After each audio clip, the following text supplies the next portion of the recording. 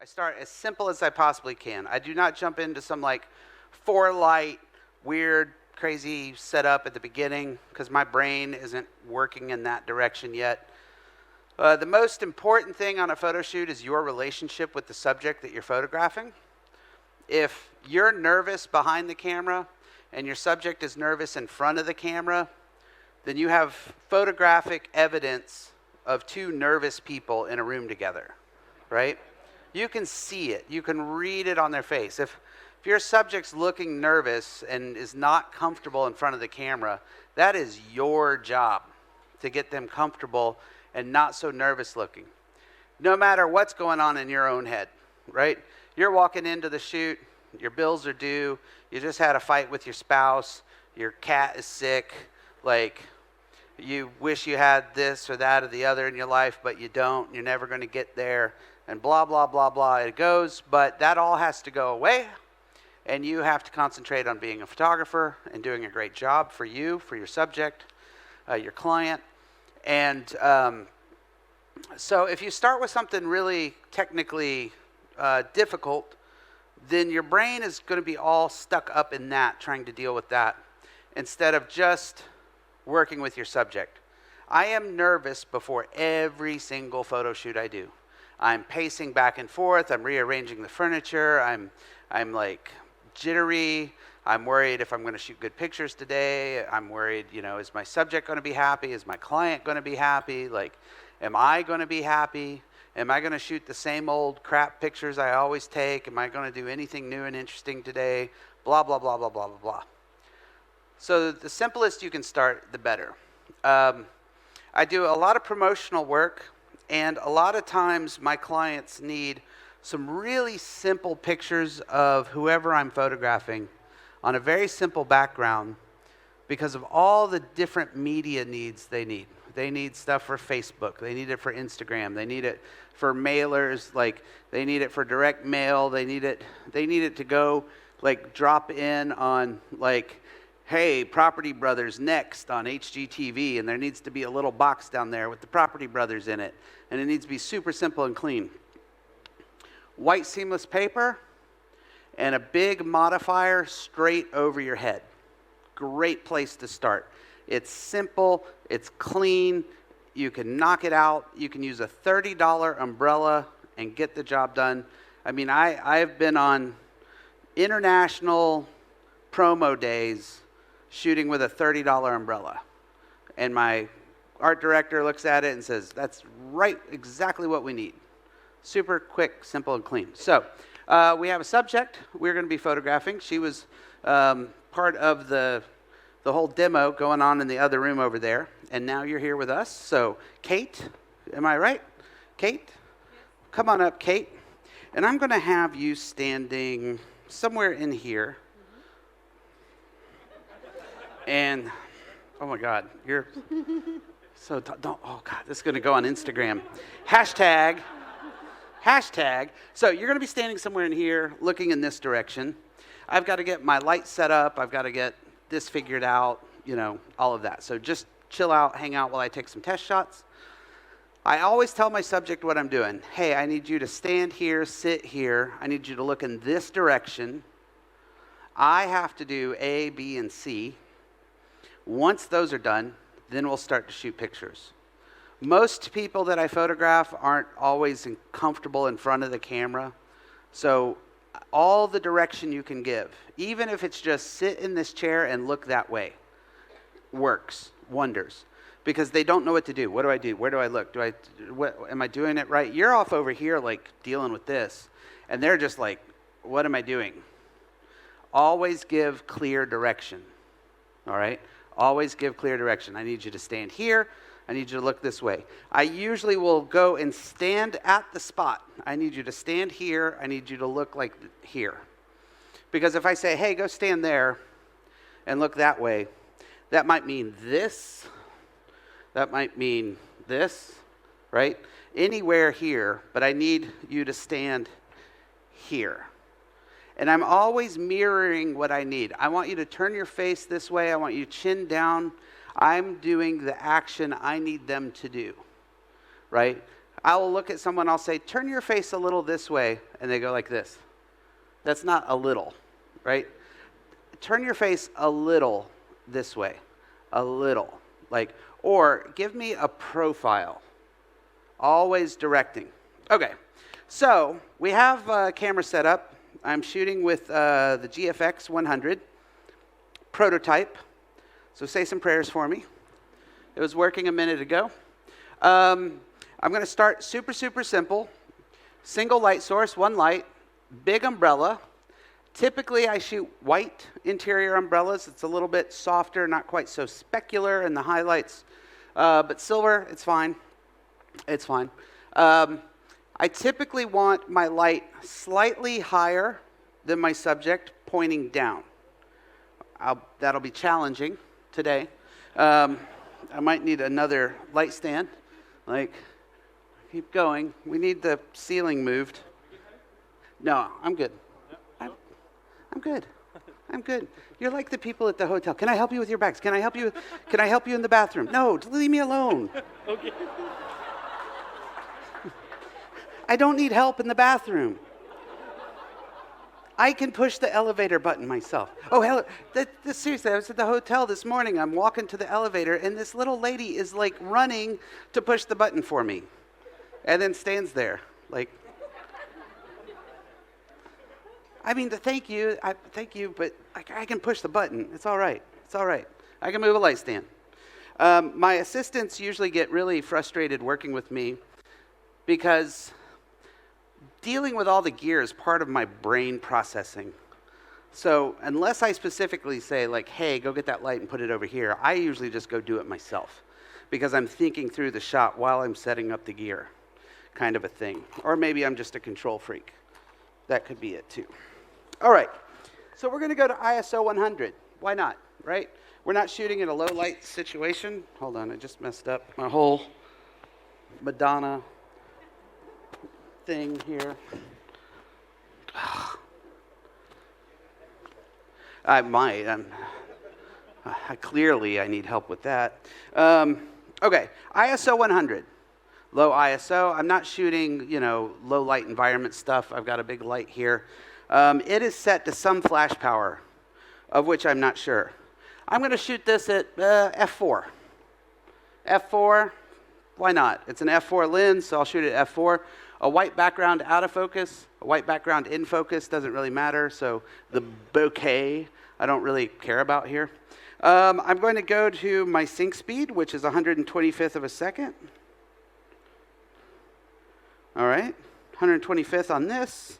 And let's take a test shot. F4, 125th of a second, ISO 100 at some sort of flash power. Perfect, Kate, right there, and test shot. And let's see. Yeah, perfect.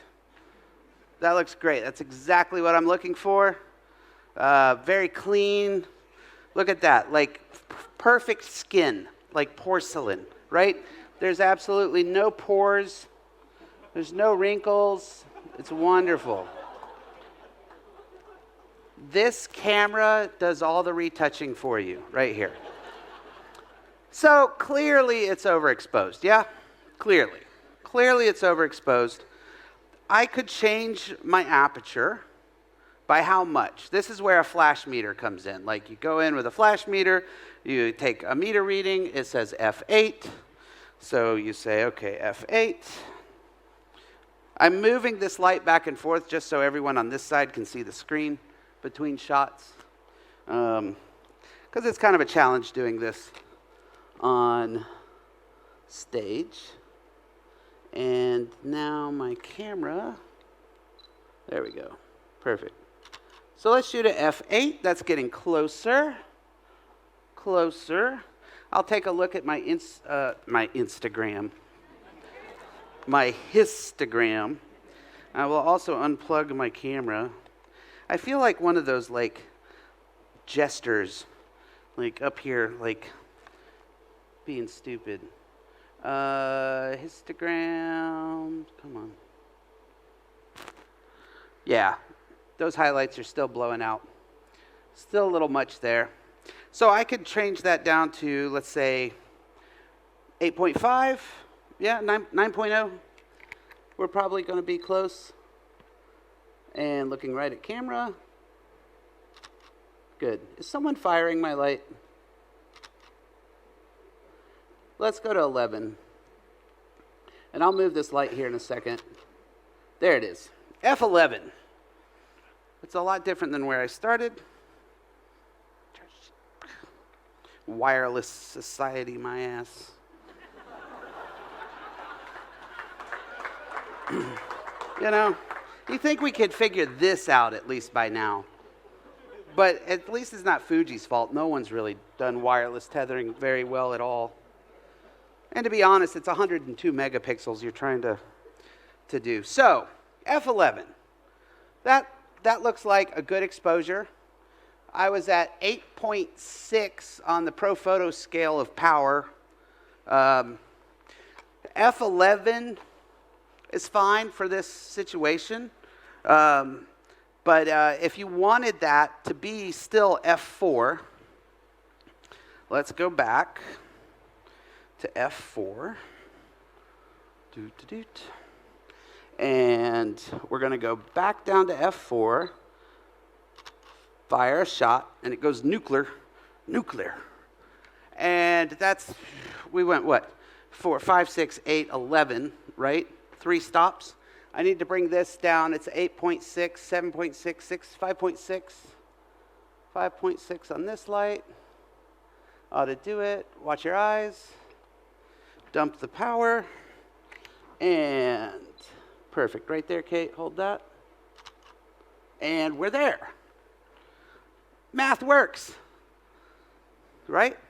It was at 8.6 on how ProPhoto does it. ProPhoto doesn't do like full power, half power, quarter, 8, like the rest of the world. They have to be different. So they do it on a scale of like 10 down. And each whole number is a stop. So if you go to a ProPhoto and it's at 6, you change it to a 5, then that's 1 stop of light. It was at 8.6 before. I brought it to 5.6, 3 stops of light. And that brought me right back to where I needed to be. F4. Remove the little loop. So it's a very clean, simple light. If you need to jump in and just be like, you got to shoot a bunch of headshots. So there's some event, and there's just going to be people rolling through, and you need to just get a bunch of headshots done in a very quick time period. Throw a big umbrella or a large softbox straight over your head, coming down on your subject, and just fire them off. It's clean, it's simple. If your client needs to strip them off of that background, it's a really easy job for them, or they can run it as is. It's a neutral light gray. My clients also like it because this neutral light gray, they could expand it. If they need to suddenly make this into a Facebook banner, they can have their graphic designers just expand that simple background any which way they need it. So it's simple, it's quick, it's effective. Is it going to win you like an award? No. Is it going to win you a paycheck? Yes. Right? And I will far rather take a paycheck over an award any day. Unless it's like Pulitzer. Because that comes with a paycheck. Right? But if it's like bragging rights and like you get a little acrylic, something to put on your, bathroom sink, you get bragging rights at your photo club, that's fine.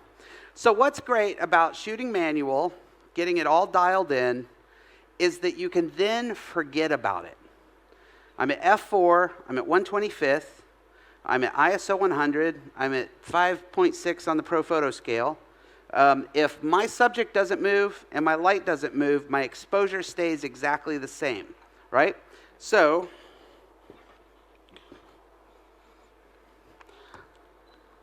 cool.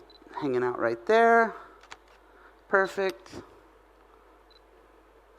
Right to camera, good. I'm going to come in a little closer. Awesome. And what's nice is since my composition is changing, but I'm not shooting TTL, then my exposure is, oh, just like that. Hold that right to me. Don't look to the screen. Right to camera. And then eyes this way, this way, this way. Or that way. That's fine. Eyes over here. Good. And now back to camera. If I was shooting this TTL, stay just right there. Chin up just a little bit right there. No, that hand back where it was, and then chin up. I didn't even move.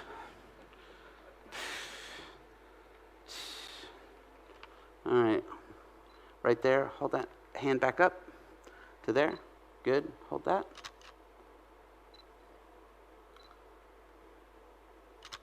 Good. Others coming up. All right. So the nice thing about this is that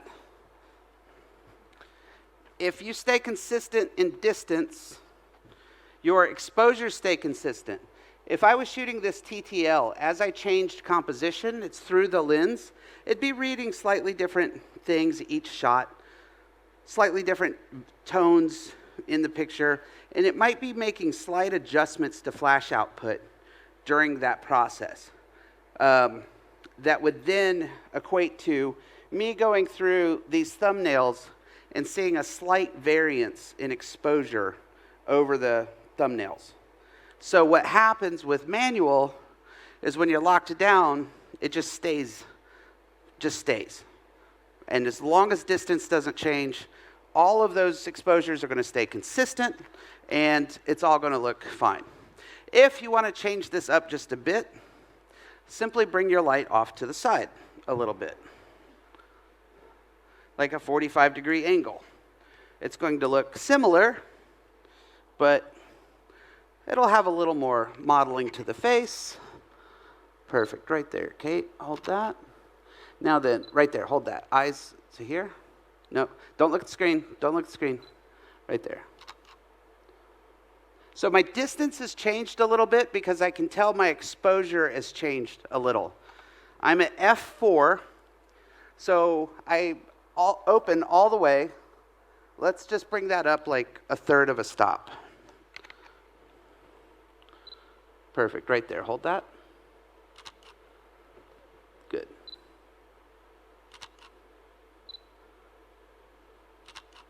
Okay. Awesome, just like that. Hold that. Okay, so that's that. So let's say that all you have is an umbrella. Remember that Edward Weston quote we started this whole mess off with, that you have to master your equipment? When I got started the second time, all I had was a 60-inch umbrella. And I was on a shoot, and I was shooting, and I was like, this umbrella is spreading light too much. I need that light to act more like a softbox. I want it a little more dramatic, but I don't need it to be an umbrella. I need it to be a softbox, but I don't own a softbox because I'm broke and I'm poor and I'm never going to make it in this world. And I keep shooting all these crappy clients and they never pay me any money. And So I was looking at my umbrella, and it's this big, wide umbrella, and I'm like, I need it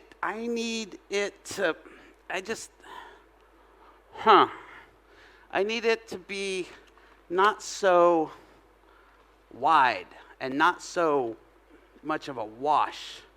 I need it to be closed down a little more, like a softbox. Maybe that'll do it. So I just kind of half close my umbrella. Let's have you step up to about here. I'm going to have Kate step a little further away.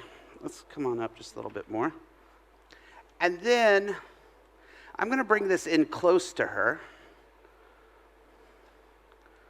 I brought it closer. I don't need quite so much light out of it, right? So let's bring it down in power, like, I don't know, stop and a half, maybe. We'll figure it out.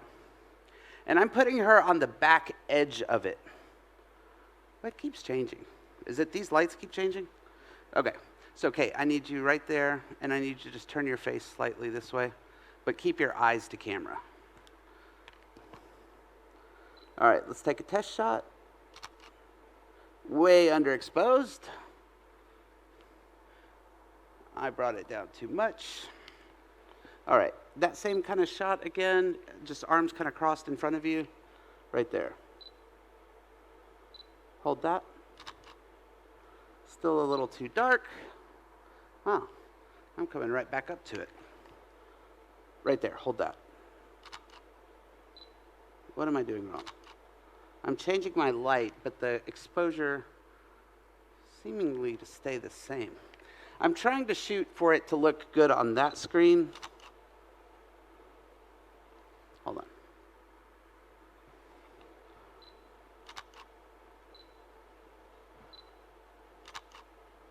Good. All right. So, something like that. I can make it a little darker. I'm losing my microphone again. I can make it a little more dramatic. Let's do this. This top bar of lights, let's just turn them off if we can.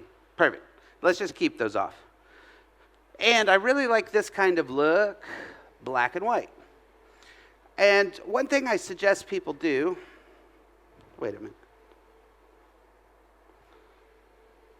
One thing I suggest people do, as you're learning lighting and you're playing around with different lighting techniques, and you're just getting used to something or trying something new, shoot it in black and white. Strip all the color away and just look at what the highlights are doing, look at what the shadows are doing, look at how the light is playing, and you see that very clearly in black and white, where you don't always so much see it in color. Okay, so let's change this up. Let's bring that little box up. Kate, I'm going to have you sit for this one. And we'll hopefully keep knees out of your face, because you're tall. All right, yeah, just have a seat right there. And then can you grab this umbrella and bring it back here somewhere? No, just this whole thing, it's going to be my fill. And so here's something that I have been doing lately. I'll get a call on a fairly regular basis of, can you come to our corporate headquarters, come to our law firm, come to our real estate company, and take headshots of all the employees or all the partners in the firm or all the real estate agents in our company. And it's like 20, 30, 40 people that I go in, I set up a background, I set up some lights, and then they just file in like picture day at school, right?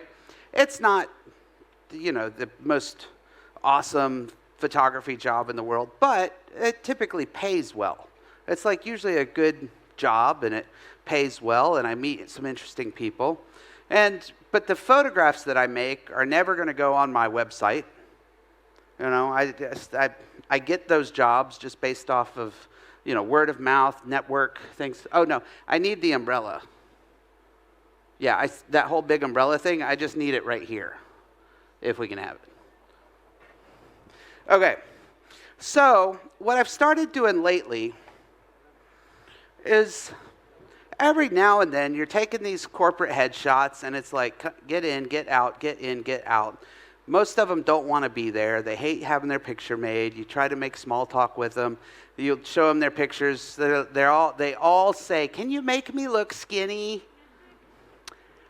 No, I can't. I would do that for myself if I could. But no, yeah, I brought my skinny lens. Like, I'm sorry, lady. I can't help you in that department, but I'll try to make you feel good all the same. So, but you get some interesting characters every now and then. You get someone that's like got a really great face, or they're just like, they're completely different than all the other people that work in the office, and you'd like, oh, I'd love to like get just a shot of them, something different, something that's not corporate headshot. So this is a little setup that I've started doing. I'm going to bring this power down. Let's take this to 5. Let's start this at 5, whatever that is. I start with my main light as a small. I usually go something a little larger than this, but this is what I have on hand. This will work. Perfect. And what I do is I want this to be my main light. So I'm going to find my exposure set to this. And I want this to be kind of a darker, more dramatic light, just by itself. So I'll come in and I'll take a test shot. Right there, hold that. It's a little overexposed. Let me move this out of the way for a minute. It's a bit overexposed. Let me drop to 5.6. Perfect, Kate, just holding right there. Good, chin up just a little bit. And let's pull that hair out of your eye. All right, right there, looking right to me. Good, that looks good. Yeah, I'll bring the color back for this. That's my really technical black and white conversion mode. Let's just drop all the saturation out. So that looks pretty good, right? But it's not your like best corporate, like I'm employee of the month headshot kind of a thing. It's a little too dramatic for that. You need something that's a little more conservative. So that's where our fill comes in. This is fill. And it's usually a big light source over my head. Jesus Christ.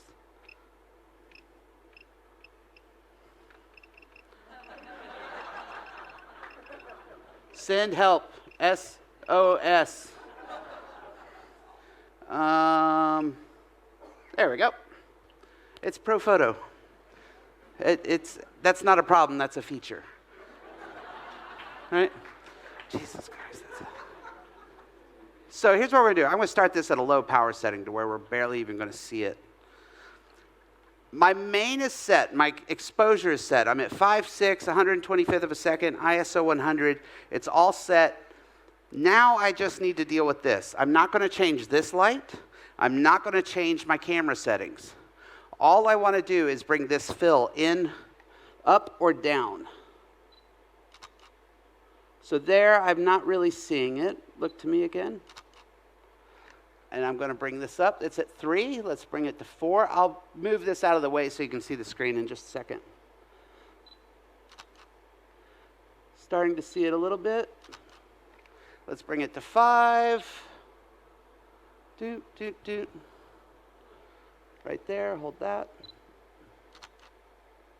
There's the fill. Bring it to 6. I'll show you the progression here in a second. Right there, Kate. Great. Let's get that hair out of your eye. Perfect. Right to me. Good. And let's take it over the top. Let's take it to 7. Right here. Here we go. Good. And to me. Right there. And over here. One more. We're now at 8 on the power setting on the Pro Photo scale. Right there. Good. Okay. Hang out there for a second, Kate.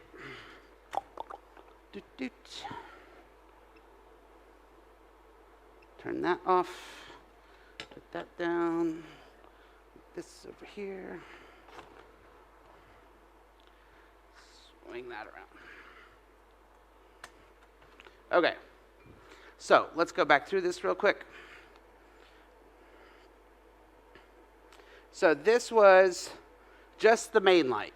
No fill on this at all. Just the main light. And then I start to turn the fill on. We can start to see a little bit of fill coming in on the shadows. That background is starting to get lighter. And that is about a 1-to-1 ratio of main and fill right there. But then you can take the fill too much. It's like when you took the shutter speed too much. The shutter speed kind of got out of control. The fill can get out of control. So I'd back it down to about there.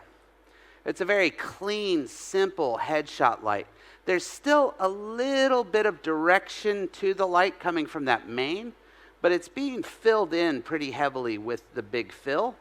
So for your corporate, for your real estate agent, your lawyer, your LinkedIn sort of headshots, like I would go at about this range, all right? So let me put all of that back in place. I'm going to bring this down. I'm going to bring it to like 6.5, I think. And it was what? It was about here? Is that right? Somewhere-ish. And I'm going to bring this back around, and it was about here. Whoops, sorry about that. It was somewhere like that. And let me take, also, just as a note, I would, if this was the shoot, I would bring that, let's just do it. Can I get one assistant? Can I get one of you guys up? Let's roll this out, because that's kind of bugging me a little bit. Fix it in prep, right? Not in post. Fix it in prep. Okay. Now that won't bug me as much. I'm just going to move this around right there. Okay, Kate, perfect. Hold that. Good. Good, looking right to me. That's great. Right to me. Let's bring both hands on your lap, just kind of, let's make this just very conservative. All right. I love pre-production. I love pre-production. It's my favorite. Chin up a little bit, right there. All right, what I want you to do is hold, let's hair out from the eyes. And you have one hair coming right down your forehead. Still there. It's like plastered. One hair. There you go. You got it. Okay, so hold that for me. Don't move. I'm going to do 2 shots. So right there, hold that. Don't move. Don't move. And right to me, or move. Okay. That's fine. Lost in translation. It's all good.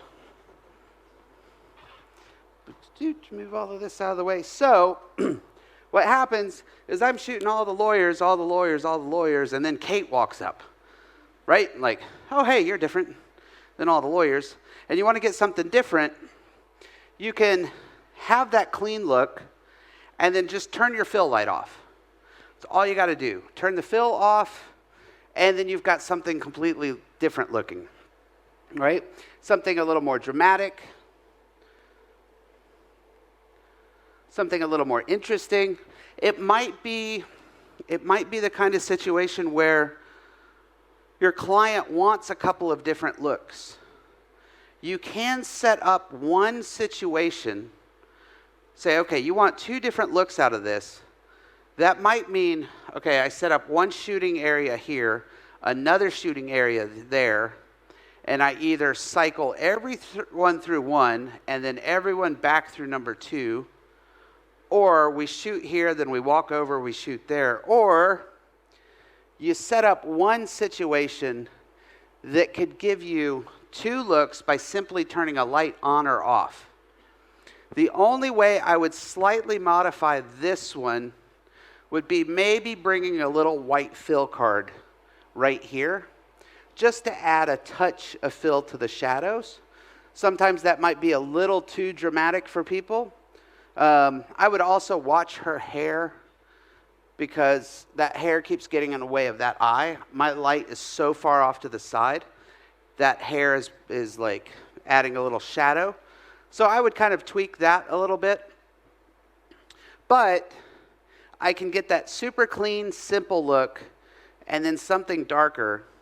And again, inverse square law, how I use my lights, I can go with a lighter background or I can go with a darker background. Does that make sense? And she's staying in the same exact spot, and I can have this look and I can have that look. And the lights that I use, and I could probably do it if I knew the Pro Photo system any better, I could probably control all of that from this trigger. Is that right? I could, yeah. He's like, if you just push the button, you could stop doing all of that. I don't know this system well. I use the Photix lights, and just from my trigger, I turn my fill off, click, click, click, click, turn it back on, click, click, click, just from camera. And it's really been kind of a cool little setup that I do. It's a smaller main light to the side and a big something fill. It could be a soft lighter, it could be an umbrella, it could be like a 2.5 meter softbox, whatever larger light source you have up over your head. Okay, so stay right where you are. And we're going to set up one more thing. I'm going to turn the Pro Photo stuff off. And can I hand you this light? Please, sir. Just take that for me. And I'm going to go hot shoe flash for this next one. I'm using the Photix Metros system. And it's over there. I got my trigger. And I'm going to use that mag beam. And I'm going to do kind of a 2-light thing with the mag beam. And then we're going to do some Q&A.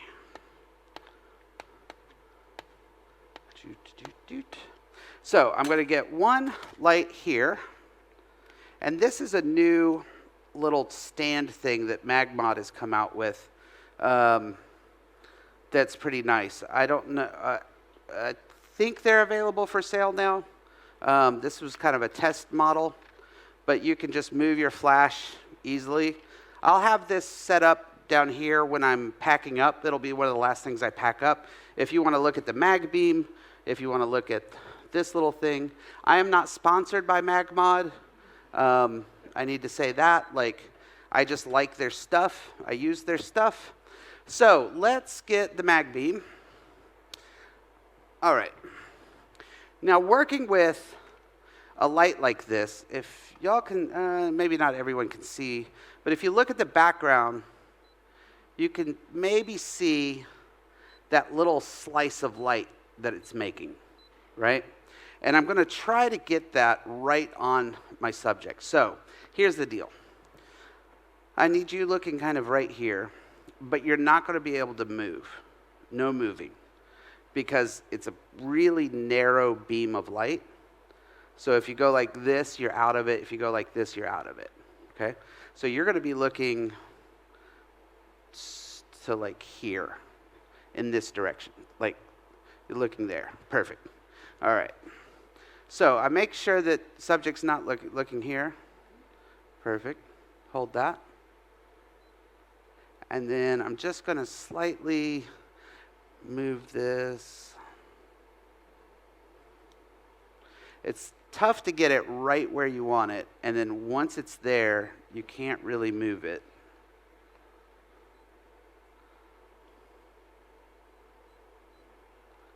All right, just like that. Don't move. Perfect. Of course it changed modes on me. Manual. All right, just like that. Don't move, don't move. Here we go. Change my trigger out. Turn this on. That's working.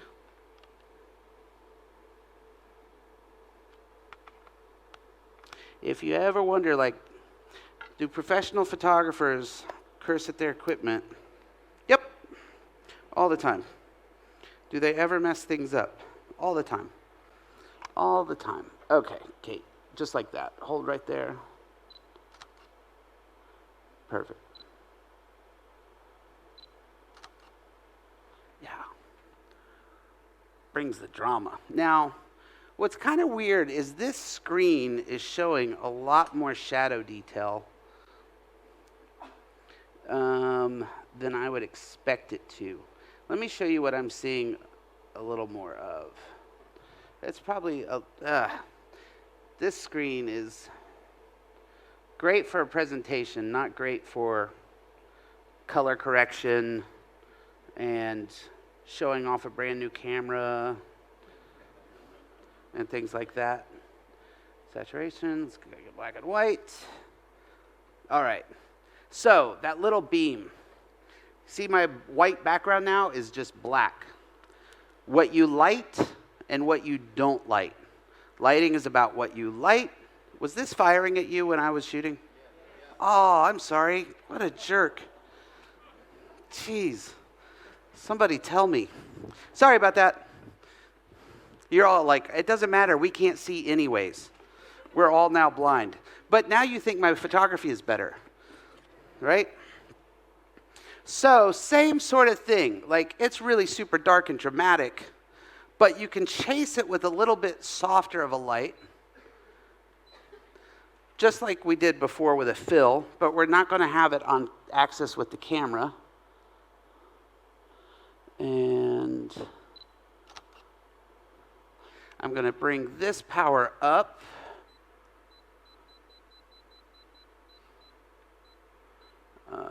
Yep. Somewhere about there. Perfect. Hold that, Kate. Hold right there. I am testing that -2 EV of, I don't think there we go. Yeah, now it's firing. Hold right there. Good, and I need a little more power out of this fill.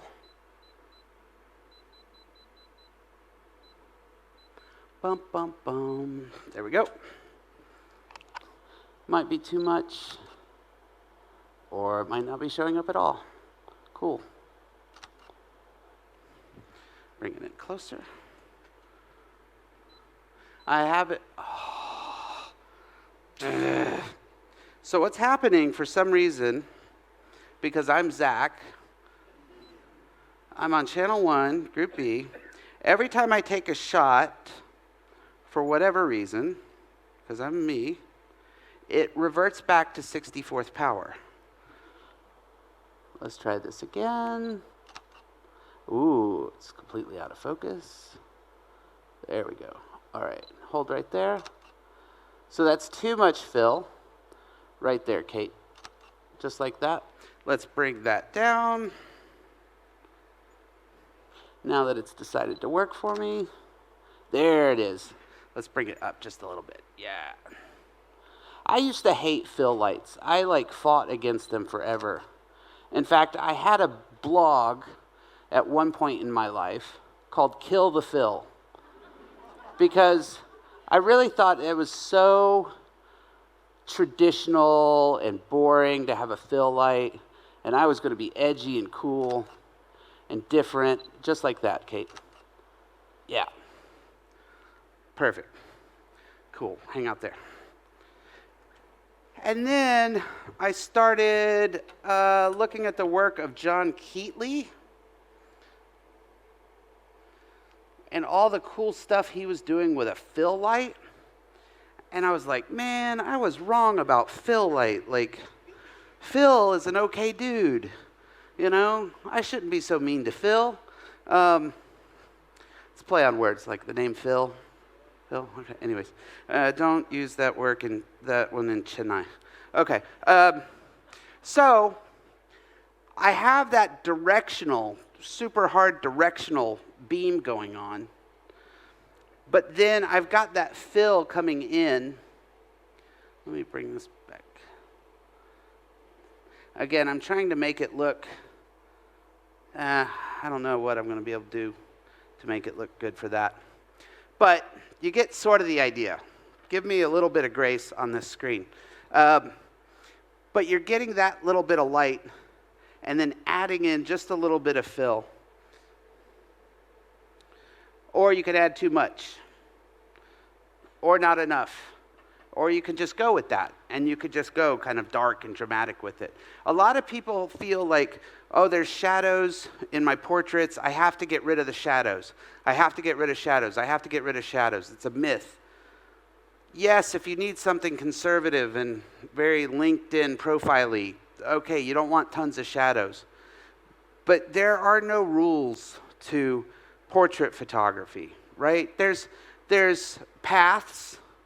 There's some suggestions.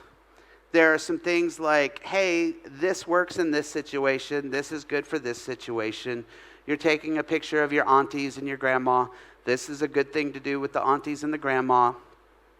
But when you get a singer-songwriter in who's kind of dark and dramatic, that is not what you do with your aunties and your grandma. You don't shoot them in the same light unless you're trying to be ironic and cool, man, right? You don't want them to look like your grandma lighting. But the picture you shoot of the singer-songwriter artist, their grandmother is going to hate that picture. And then you've done a good job, right? If the grandma doesn't like it, then you've done your job correctly, because the singer-songwriter musician person is going to like it. All right? Okay, Kate, thank you very much for your time. Give it up for Kate, everyone. Geez. 7 o'clock. I went beyond my 2.5 hours. I don't know if I still did 2. But what I'd like to do, we could do a quick Q&A, like just a handful of questions. Okay? I'd like to get a couple of those out of the way. Then here's just housekeeping, what has to happen. We have to clear this room. We're kind of like on our time. I'm going to pack all my gear. I won't be really able to talk at this point because I need to concentrate on this. I will have a couple of these things up here if you want to look at them real quick. I'll pack these last. And then I'll head out that door that way, and I'll be able to stay around for just a few minutes for more questions or whatever.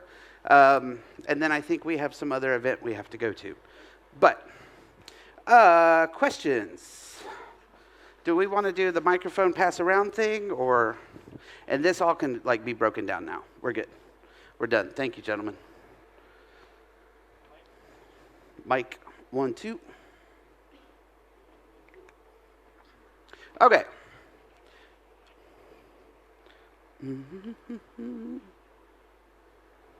Hello. Questions? All right. Questions. Questions? I covered everything. Oh, I covered everything but one. Thank you. Hi, Jack. Hi. I don't know my question is related to this subject today for that, but I want to know that how to do chrono photography. How to do promo. Chrono photography. What is chrono photography? I think you can Google and find it. Then why are you asking me? Chrono photography, is that like something to do with time? No? Later, maybe. Later. Let's do it. Unless it has to do with lighting. Yep, okay. If I don't know what it is, then we're going to be here for a minute while I get schooled on a new form of photography. So for a more free-form kind of a project, when a musician comes in to be photographed, like what's the preparation like that you take in? Like what's your process like when you're approached by a musician to get a portrait taken? So do you like? Okay. Well, yeah. Yeah. So my approach to photographing musicians, first is to listen to their music, right? I want to listen to the kind of music they make, the style of music. Are they really happy and upbeat, poppy, energetic? Or are they kind of like downtrodden, depressed, their girlfriend always breaks up with them kind of music? Are they like badass hip hop and they're like confrontational and strong? So I want to get the kind of like mood of their music, right? Is it high energy or is it dramatic, or is it confrontational, or is it dark? So that will kind of like start to build a mood board in my head, right? Of whether it's going to be really bright and contrasty and colorful, or maybe it's darker and more muted or black and white. Then I always talk with the band or the musician, and I tell them, typically, send me 10 pictures of bands or musicians that you like, and send me 10 pictures that you hate. Like you think these are horrible, stupid photographs, right? I'm not going to copy any of those, but that gives me an idea of what they're looking for. If they send me a bunch of black and white, grainy photos that they love, then I know that they like kind of black and white grainy pictures, right? Because 8 out of 10 of those pictures were black and white and grainy. And all the pictures they hate were all in color. So that's giving me an idea of where their aesthetic and their style is. And then we have a conversation, you know. Do you want something urban or something natural? Do you want to shoot at night? Do you want to shoot like during the day?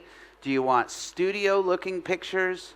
Do you want it all to be on location?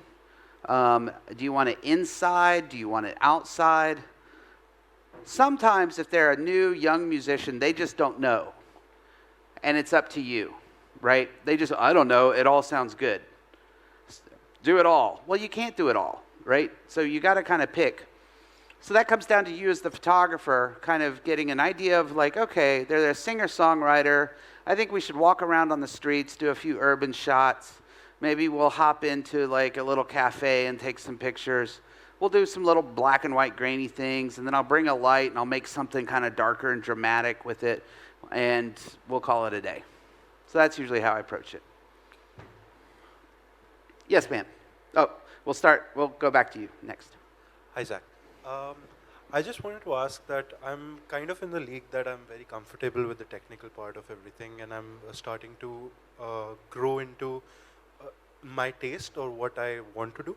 I just would like to know if there is some kind of books that you recommend or something that just focuses on mood or lighting moods or something, or some websites that you recommend where I can get more knowledge about Moodly. Because a lot of websites just gives a lot of technical knowledge all the time. And I don't want to look at shutter speed or aperture or whatever. And I want to look at how to influence the mood of the picture. Right. So I think one thing I do a lot is I keep a lot of private mood boards on Pinterest. And I'll think of a theme, right? I'll think of like, you could do like black and white film noir fashion or film noir hotel, right? I'll throw in like a genre and a location, like dark alley or dark house fashion or dark house portrait. And I'll start to go through Pinterest and I'll start tagging things. And what's interesting about when you tag things in Pinterest, it will pop up similar pictures other people have pinned, right? And then it's just down the rabbit hole you go an hour later, and you're looking at a million pictures of like old hotels or something like that. And I build them very specific: male, female, color, black and white, dark, depressing, happy, energetic, like young, old, textures. And I build these mood boards, and I go back to them regularly checking for new pins. Because once you're comfortable with the technical, you don't care about shutter speed anymore, you don't care about the aperture, you don't care what lens it was shot. You could probably look at a picture and say, that was shot with a wide angle lens, probably at about f2.8 to 4, right? You could break down a picture. Then you can just look at photography that inspires you. Like, oh, look at that. Look how that light's coming through the window and how they posed that person in a chair. And it's a super simple background and just a chair and this, but it looked like a hard light through the window. And it was like that's really interesting. And then they maybe had a little bit of fill over in this corner. Like you could start to break that down technically. So Pinterest for me is a huge source of inspiration. Yeah. And yes, ma'am. Hello. I'm still getting to understand the technicalities, so my question might be very basic. That's fine. So when you said the one light setup, now the umbrella that you're using, is it equivalent to a Photec? The Photec umbrella? Because I have a Photec umbrella that I use. Yeah. A Photec umbrella, whatever brand, if it's just an umbrella and it's... But like you used it without the casing? Like I soften the light. Oh, it has a cover on it? Yeah. Okay, so that's called a soft lighter, which is just basically umbrella with a cover on it, right? And it's basically the same thing. The nice thing about putting that cover on it is if you zoom in on the catch lights in the eyes, it's a smoother catch light with that cover on. Because sometimes you can, if you're shooting a tight headshot, and you look at the pupils and the eyes, you'll see the little individual ribs, right. Especially if you're shooting with the GFX 100. You can read the serial number of the umbrella that you're shooting in the reflection of the eyeballs with the GFX 100. Okay, it's unbelievable. So I would suggest you just keep shooting it with the cover on. Yeah. If you lose the cover one day and you can't find it, just keep going. It's totally fine. And also like the background, right? Like right now you said the grays, the lighter grays, etc. But most clients that I've worked with, they want that stark white. Right. Which means I have to put in a fill light. So how do I fill that area so that it doesn't, come on the subject. on the subject? Well, first you can go to my YouTube channel. I have been following that. If you go to my YouTube channel, there is a two series on lighting white seamless. But basically, you're going to have your subject about this far. Is that 2.5 meters, 2.5 meters or so from your background. And you're going to light them however you want to light them. Soft lighter, soft box, whatever. And that goes gray.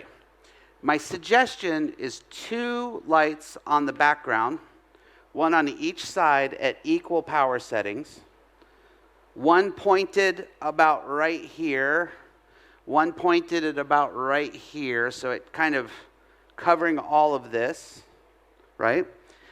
And what you want to do is you want to stand where your subject is standing and look at your background lights. If you can see into the light, it's going to hit your subject. So you need to do something to flag that light off of it's only hitting the background and not your subject. You can use barn doors. You can set up like what they call V-flats. But if you, I don't have, hold on. Let me see if I can do this quickly.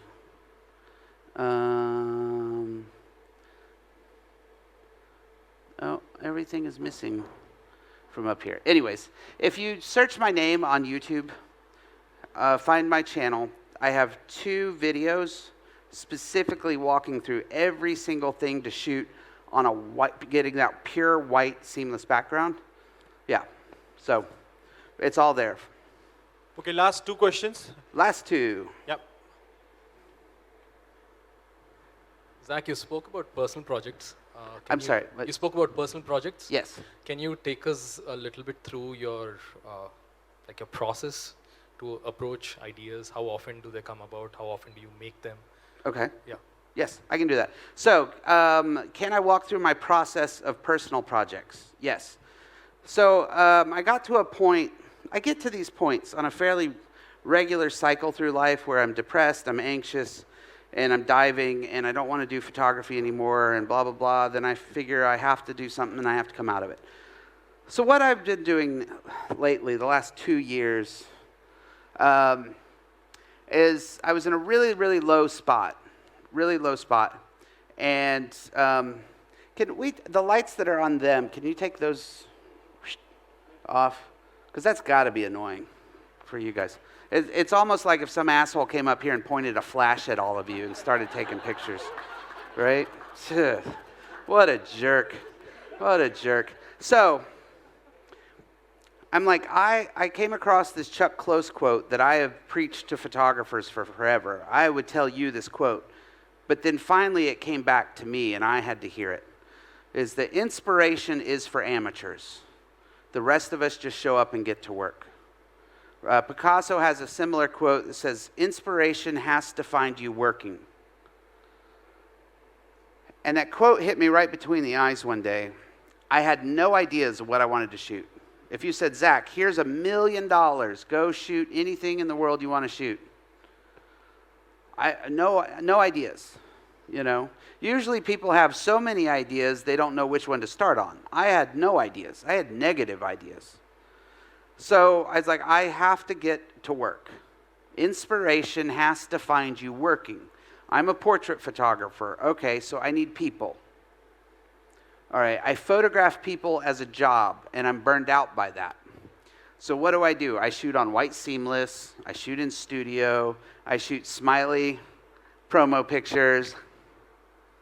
I go into people's houses and offices, and I find the nicest looking photo, and I sit them in that chair by the window, and I take a picture of them. Okay. Well, I want to photograph people, but I'm not a fashion photographer. I'm not going to be shooting fashion. The last thing I need to do is like shoot some model in a softbox. I've done that before. I never will do anything with those pictures ever. It's not what I do. I need to just shoot normal ass people, friends, friends of friends, family members. All right, here's what I'm going to do. I'm going to shoot just regular people off friends or social media contacts. No models, no musicians, no actors. These shoots are for me and me alone. 110% mine. I just need people to be an actor or actress in my one frame film. So this is not for them. Sir, if you said, hey, you can come over to my house and photograph me, awesome. I'd totally come to your house and photograph you. Like, I love your beard. Like, you got a great look. I'd be all about it. But I would not be taking pictures for you. I might even take a picture that you'd be like, I don't like that picture of me. But if it's something that fits my thing, then you're just an actor. I need a person in front of my camera to do my job, right? I'm not a still life photographer. I'm not a nature photographer. I'm always jealous of musicians. They can wake up at 3 o'clock in the morning, get an idea for a song, and start to work on it. I get an idea for a portrait, and there's no one here. My friend Sarah says, Zach, do self-portraits. Like, no. I'm not doing self-portrait. I'd like to be inspired to work, not like look at myself. Maybe I didn't inspired to do something else. So it's all about me. Then if you said, oh, while you're here, I also need a headshot. Well, if you need a headshot, you can book me for a headshot. We can set that up for a later date, but I'm not shooting a headshot here today. I shoot headshots all the time. I'm not showing up shooting a headshot. Like, I'm not doing it. This is for me. Now, I'm not being rude.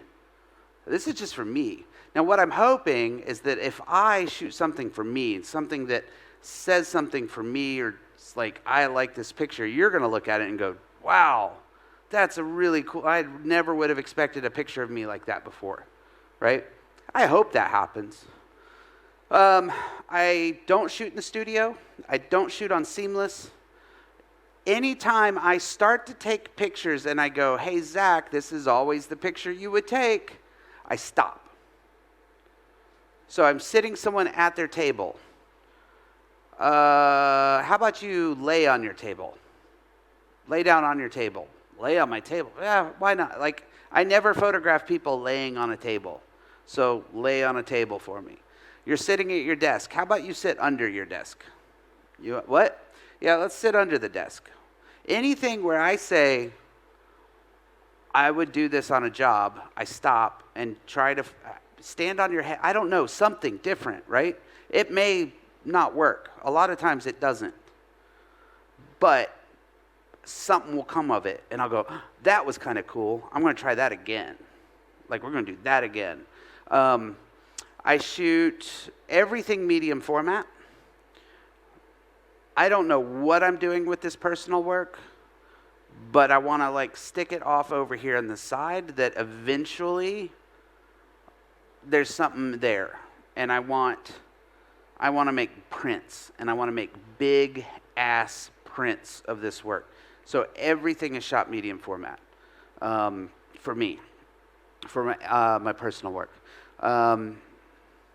Yeah, and I take all my lights. I'll take lights. I'll take, I wish I would just do it in X100 and a flash were my rules. It'd be so much easier. But I show up with 200 pounds of gear at someone's house. I bring it all. I bring smoke machines, anything I got, and I let it be a whole production for one picture. Yeah. All right, one more, and then we really got to call it. Last question. Last question. Okay. Hey, this is a fun question. So we just learned today how to make a white background black. Why do companies still sell black backgrounds then? We learned how to make a black background black. Why do they still sell black backgrounds? Well, one, is you might want that real soft light from like a big umbrella on your subject, but still need the background to go dark, right? But you need a bigger, brighter light.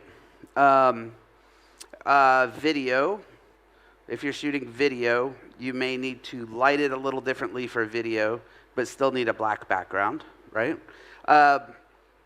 You know, if you have all the resources, you can have a black background, a gray one, and a white one, and set up whatever you need, right? But typically, I'm working on limited resources, and I like having the option of, let me get a white. You can also get a very light gray background, and I can take it pure white, medium gray, black, whatever, right? And honestly, when you think about it, when I take the background black, there doesn't even need to be a seamless there anyways. So it could be red, it could be green, it could be blue. When you don't light it, it's going to go black in your picture anyways, right? So there are some, but I can't remember the last time I bought a black seamless. I'll just light it so it's black. Okay, well everyone, thank you so much. If you have friends in Chennai, if you have friends down in Chennai, I'm going to be there tomorrow. Day after tomorrow we have workshop. Day after tomorrow. Day after tomorrow, doing the same thing. Tell your friends to come see me down there. And y'all, I love you. Thank you so much. Again, I got to pack everything up, and then I'll be out in that lobby area in just a bit. I'm going to do a selfie with you. Not yet. Yes. Let me pack. Because if I let him do a selfie right now. Oh, with everyone. Oh. Okay, everyone hang out right there. And a selfie with everyone. With a wide. Go for it. Oh, I'm doing this? Oh, that is wide. No, this is wide. All right, here we go. Everyone, hey, you in the back, third on the left, move to your right. All right, 18th person in the, no. Here we go. Hey! All right. Thank you, everyone. Thank you guys. Thank you so much. Thank you so much, Zack, for the wonderful, amazing workshop. Lot of learning. And thank you so much for wonderful audience. 3 cheers to Pep as well. Thank you so much for coming up and showing such love to us.